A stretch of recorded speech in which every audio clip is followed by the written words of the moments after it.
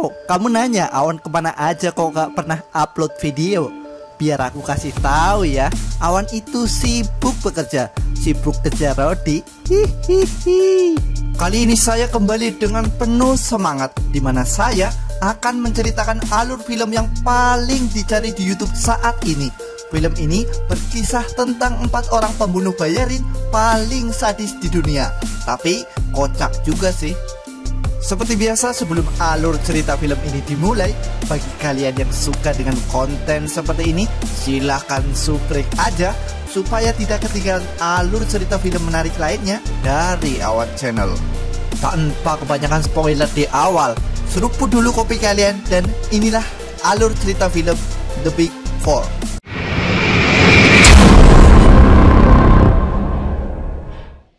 Scene dimulai di mana seorang wanita yang sedang mengantar seorang bocil ke sebuah panti asuhan yang bernama Sharif Foundation.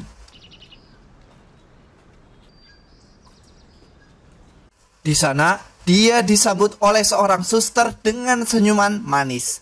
Tapi ternyata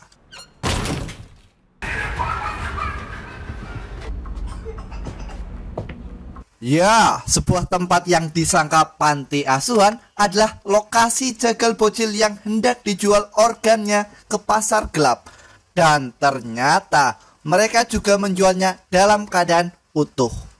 Setelah cek fisik selesai, bocah tampan itu dikurung di dalam kamar yang sangat pengap. Di tengah ketakutan, bocah itu dikagetkan dengan kehadiran seorang pria yang bernama Pelor. Ketika Pelor asik mengoceh, tiba-tiba penjaga datang dan membawanya ke ruang pembedahan.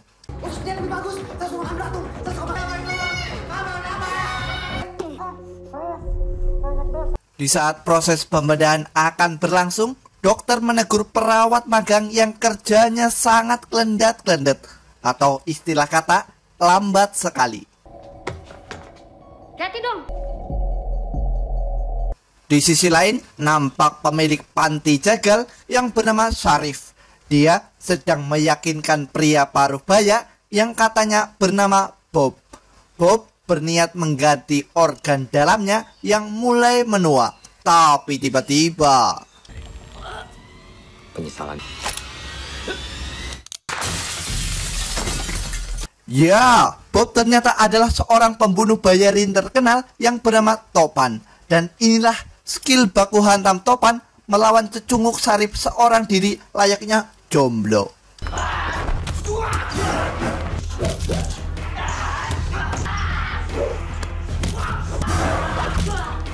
Sementara itu, suster lambat tadi ternyata adalah saudara Topan yang sedang menyamar untuk membongkar bisnis haram milik Sharif. Ternyata dia bisa baku hantam juga. Padahal biasanya wanita itu suka pasrah saja. Wow.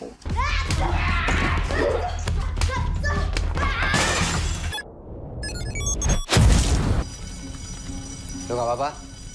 Dikarenakan jumlah anak buah Sharif yang terlalu banyak, Topan dan Alpa tentu saja kewalahan. Beruntung mereka dibantu sniper keren yang bernama Jenggo. Let's go seksi mama.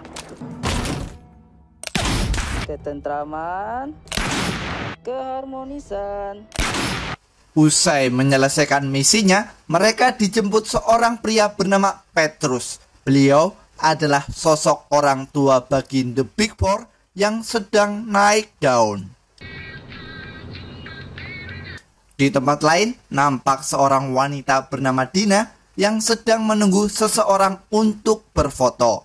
Tapi tiba-tiba seorang fotografer mesum datang dan Dina memberinya sedikit kenangan. Abang ngerti banget. Dan ternyata Dina adalah anak kandung Petrus yang kini menjadi polwan. Di sini terungkap bahwa Petrus sering berbohong kepada Dina dan Dina juga merasa aneh karena ayahnya sering bergonta-ganti profesi. Di sini Petrus berjanji dia tidak akan berbohong keesokan harinya. Jika berbohong lagi, maka Petrus akan berjanji lagi. Sudah, sesimpel itu saja.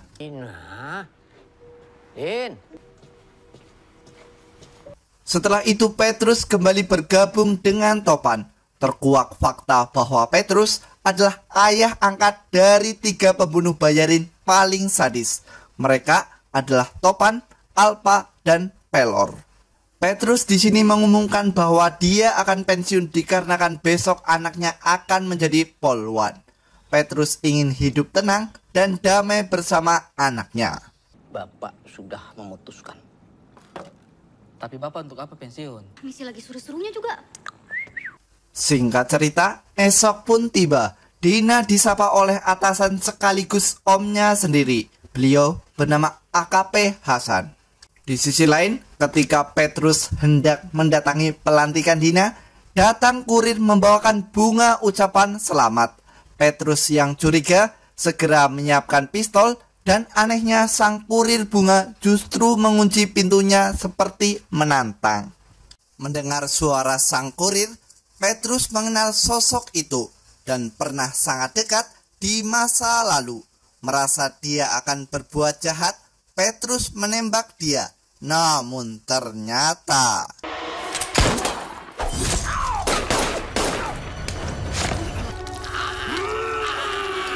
ya, sang kepala pembunuh bayarin justru menembak secara melenceng dan alhasil Petrus tewas seketika.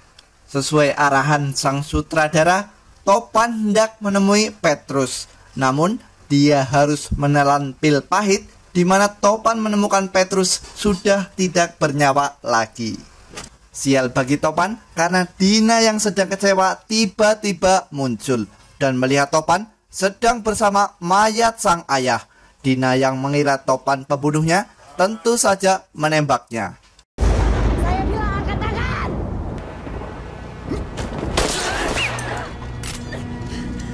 Singkat cerita, 3 tahun telah berlalu. Dina telah tumbuh menjadi polwan terbaik dalam hal produktivitas. Karena selama 3 tahun, Dina sama sekali tidak libur. Ya, Dina suka kerja rodi. Hihihi. Kasihan melihat Dina, sang atasan yang bernama AKP Agustian menawarkannya cuti dan memberinya brosur tempat-tempat yang indah. Namun kata Dina, kerja adalah hal yang membuatnya tetap waras.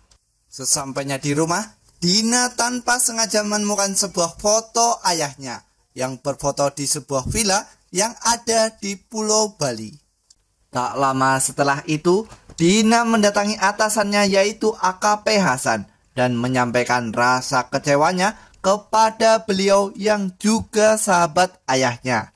Menurut Dina, AKP Hasan hanya bisa memberi janji tanpa ada realisasi terungkapnya kasus pembunuhan sang ayah.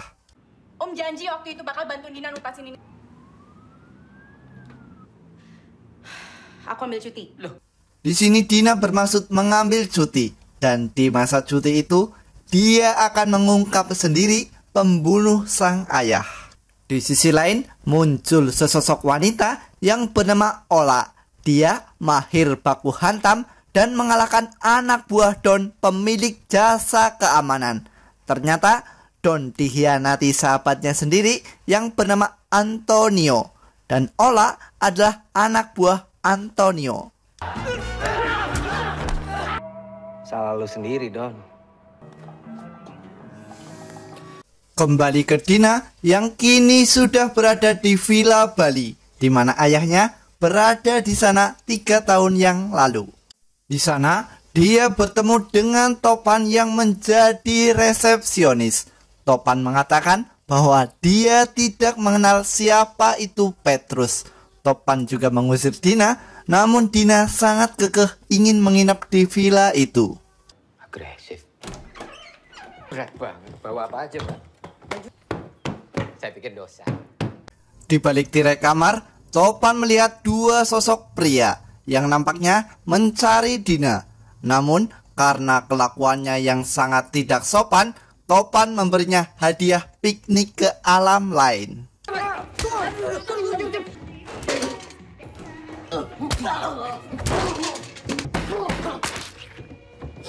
Sampai pada akhirnya Topan mau bercerita bahwa dia, Alpa, dan Pelor adalah anak angkat Petrus. Menurut Topan, Petrus selalu memisahkan kehidupan mereka dengan kehidupan Dina. Di sini Dina kaget dan minta bertemu dengan Alpa dan Pelor. Langkah pertama, Topan mengajak Dina menemui saudaranya yang bernama Jenggo. Dia kini menjadi penerus Mang Udin, yaitu menjadi dukun terkenal. Asisten Jenggo menyambut Dina layaknya pasien. Dia memberi Dina intisari kulit katak untuk menghilangkan aura-aura negatif.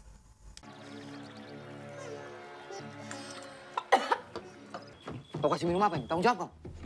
Di sisi lain, Antonio sudah ada di Villa Paranois, tempat Dina singgah sebelumnya. Namun sayangnya, Dina sudah check out dari sana. Kembali ke Dina yang kini menderita halusinasi hebat karena minuman intisari kulit katak. Dan setelah itu, Pelor tiba-tiba muncul yang bangga dengan pistol emasnya. Saya makan kau. Sial bagi mereka karena Dina tiba-tiba mengamuk akibat halusinasi hebat itu. Semua kegilaan ini. Halusinasi yang tidak bisa dikontrol membuat Dina diikat di sebuah batu tepatnya di halaman padepokan. Tapi sayangnya Dina berhasil kabur. Sesuai arahan sang sutradara, Antonio lagi-lagi berhasil menemukan lokasi Dina. Tim Antonio bergegas membombardir padepokan Jenggo secara brutal. Beruntung bagi Topan karena dia berhasil kabur. Namun sayangnya Jenggo dan Pelor hanya bisa melawan dengan pistol emas mainan. Entah biji mana caranya, Topan berhasil menemukan posisi Dina yang dalam bahaya. Berkat kerjasama yang apik, mereka pun berhasil mengatasi anak buah Antonio.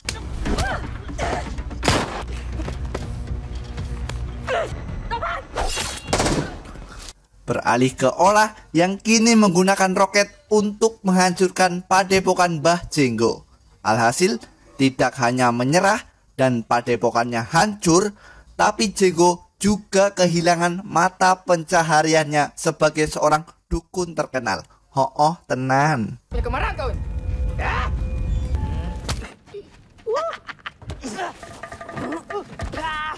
Tepat pada waktunya, di saat Jenggo tidak berdaya, Topan tiba-tiba muncul dengan membawa anak buah Antonio.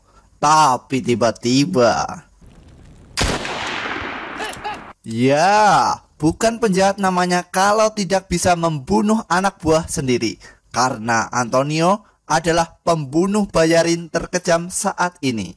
Antonio memberi info pada Topan bahwa dia adalah orang yang membunuh Petrus. Antonio juga mengatakan kalau dia adalah anak Petrus yang pertama yang dididik khusus menjadi seorang pembunuh.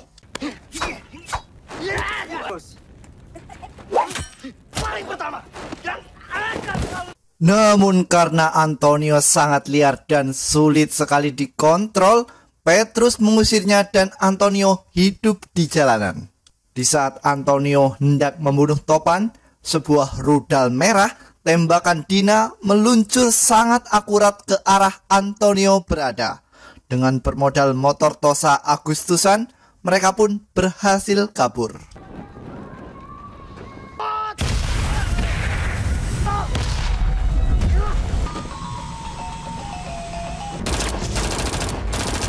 Sial bagi Topan, di saat Dina mengobati lukanya, Dina menemukan bekas luka tembak Topan, yang merupakan tembakan yang ia beri saat kematian Petrus ayahnya.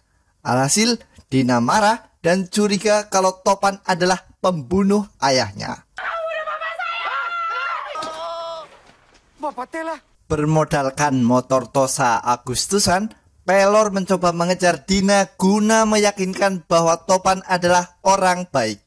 Sebagai penguat, Pelor akan mengenalkan Dina kepada anak yang lain, yaitu Alpa.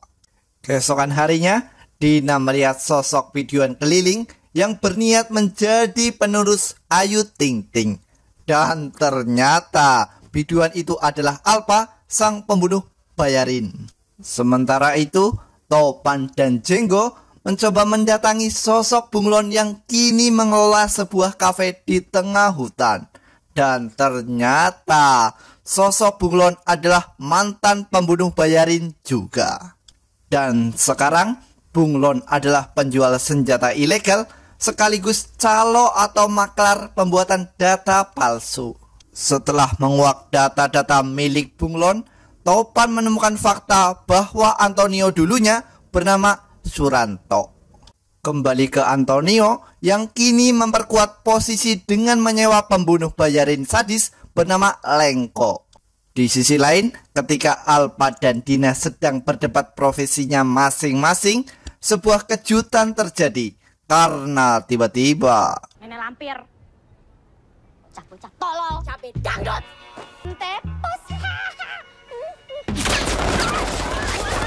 ya, sebuah berondongan peluru dari anak buah Antonio nyaris membunuh mereka semua. Tentu saja mereka kesulitan menghadapi anak buah Antonio yang begitu banyak. Apalagi setelah sebuah meriam tembakan dari Alo yang membuat mereka terkapar.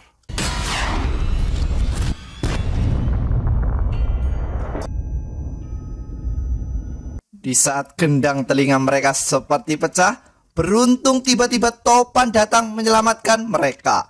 Namun sayangnya, Pelor tertangkap dan dijadikan sandera. Malam harinya, mereka merencanakan strategi khusus dan menyiapkan senjata guna misi menyelamatkan Pelor. Di sini akhirnya, Jenggo kembali menyentuh senjata andalannya yang bernama Siska. Wadaw, ini adalah momen di mana Topan semakin dekat dengan Dina bukan sebagai sesama anak, melainkan sebagai sepasang kekasih yang sedang jatuh cinta. Inilah aksi The Big Four dengan anggota baru bernama Dina yang akan membombardir markas Antonio. Singkat cerita, sebuah mobil sampai di Villa Paranoise yang kini menjadi markas Antonio dan langsung dibombardir oleh anak buah Antonio. Dan ternyata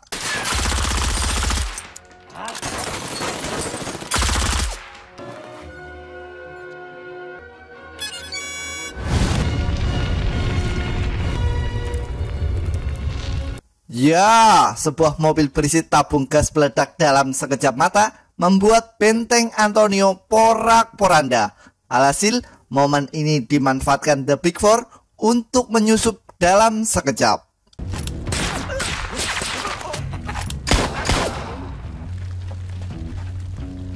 Dengan formasi 3-1, di mana Jenggo bertugas sebagai benteng karena seorang sniper. Mereka menjalankan misinya dengan sangat keren. Alfa jangan lengah, atas. Cek kamar dari Pelor.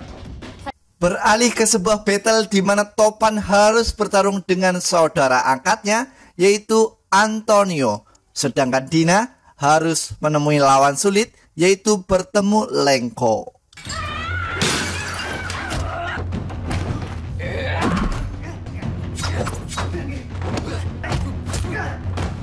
Sebagai seorang polwan berprestasi, Dina tentu saja tidak mudah menyerah dan berhasil mencubit kepala Lengko dengan sebuah meriam.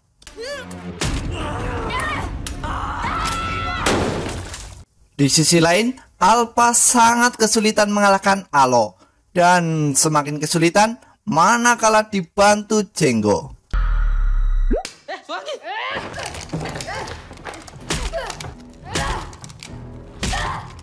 Namun karena arahan sang sutradara, Jenggo mampu mengarahkan senapan kosongnya dan membuat tubuh Alo hancur.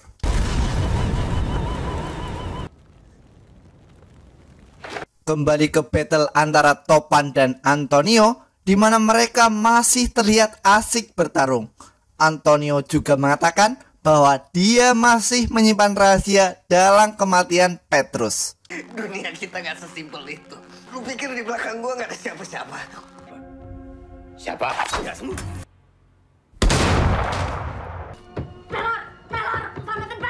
Di tengah kesombongan Antonio, Topan memanggilnya dengan panggilan Suranto. Tentu saja itu membuat Antonio trauma, karena Suranto identik dengan manusia lemah. Di saat Antonio kehilangan fokus, Pelor menyerang Antonio dibantu Topan, yang berujung tewasnya Antonio di atas indahnya bebatuan. Oh, Suranto nggak punya teman. Suranto. Antonio Sandoval, Cuk.